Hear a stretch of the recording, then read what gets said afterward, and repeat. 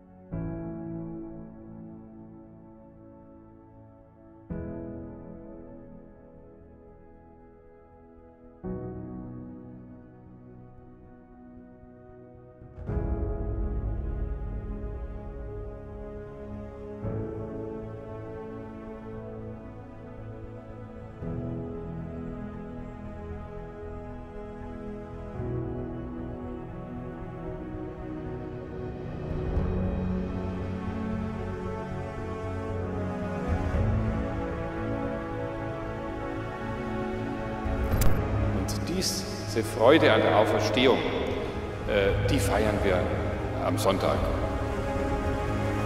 La domenica non è il giorno per cancellare gli altri giorni, ma per ricordarli, benedirli e fare pace con la vita. La domenica è la giornata per fare pace con la vita, dicendo la vita è preziosa, non è facile. A volte è dolorosa, ma è preziosa.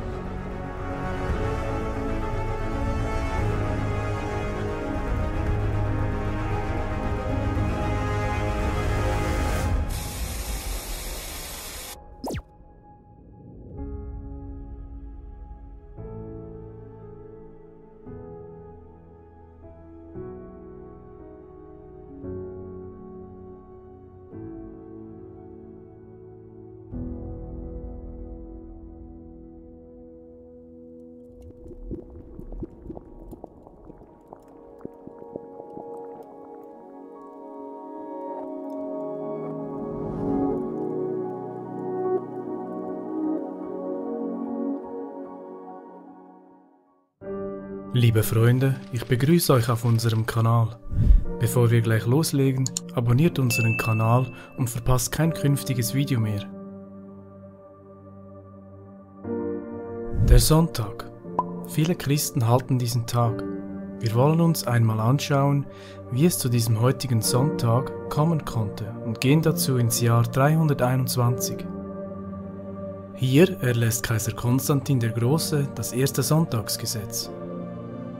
Kaiser Konstantin der Große bestimmt den Sonntag, den heiligen Tag des Mithraskultes, zum gesetzlichen Ruhetag im Römischen Reich. Einzig landwirtschaftliche Arbeiten bleiben sonntags erlaubt. Das Dekret tritt am 3. Juli in Kraft. Konstantin war also Mithras-Anhänger. Er gehörte zu diesem Mithraskult und verehrte den Sonnengott. Lesen wir mal dieses Dekret. Alle Richter, die Stadtbevölkerung und die Betriebe aller Gewerbe sollen am verehrungswürdigen Sonntag ruhen. Die ländliche Bevölkerung soll dennoch der Landwirtschaft frei und ungehindert nachgehen, da es oft vorkommt, dass es keinen besseren Tag gibt, um Getreide zu säen oder Weinstöcke zu pflanzen. Denn ein Vorteil, den die himmlische Vorsehung gewährt hat, soll nicht durch die Wahl des Zeitpunktes verschenkt werden. Okay, stoppen wir hier mal. Es ist mir ein Herzensanliegen, die Irrlehre, die Satan in die Welt gebracht hat, durch Gottes Hilfe aufzudecken. Denn immer dort, wo die Wahrheit ist, trifft man auf den größten Widerstand. Sabbat oder Sonntag, einer von ihnen verdient keine Anerkennung. Gehen wir weiter.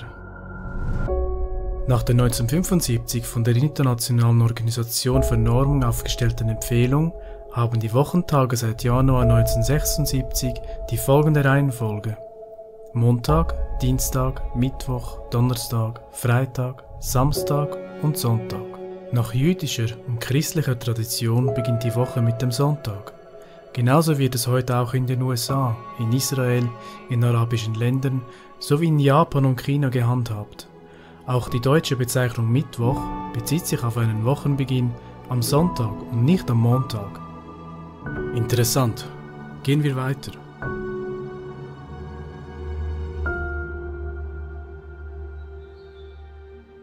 Sonntag nennt man den Tag, der ursprünglich der Sonne geweiht wurde, um sie zu verehren.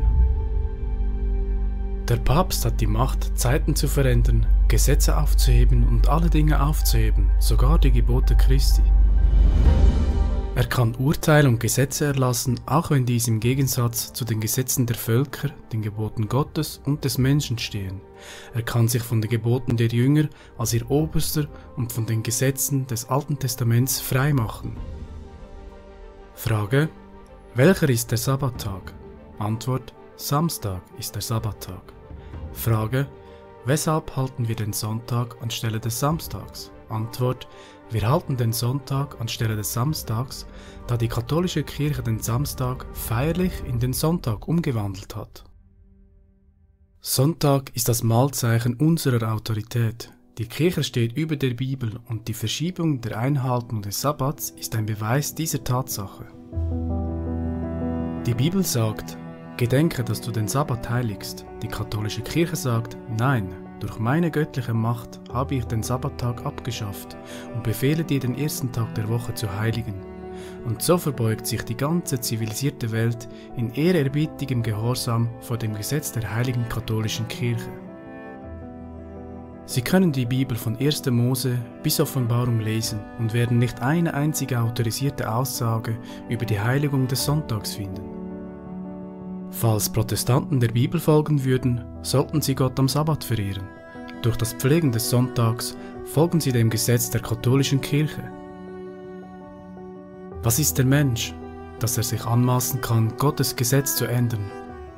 Sollten wir nicht dem Allerhöchsten Beachtung schenken und ihm mehr gehorchen? Die katholische Kirche gibt es selber zu, den Sabbat auf den Sonntag verlegt zu haben. Haben wir nicht schon genug Betrug erdulden müssen, vor allem in dieser Pandemie? Der einzige Grund, weshalb Satan mit all seinen Lügen nicht komplett durchkommt, ist, weil die Wahrheit immer ans Licht kommt. Dafür hat Gott gesorgt. Gott selbst ist die Wahrheit und er lässt sich von jedem finden, der ihn aufrichtig sucht. Meine lieben Freunde, ich wünsche euch Gottes Segen und alles Gute. Bleibt standhaft und voller Hoffnung, denn die Wiederkunft unseres starken und wunderbaren Retters ist nahe.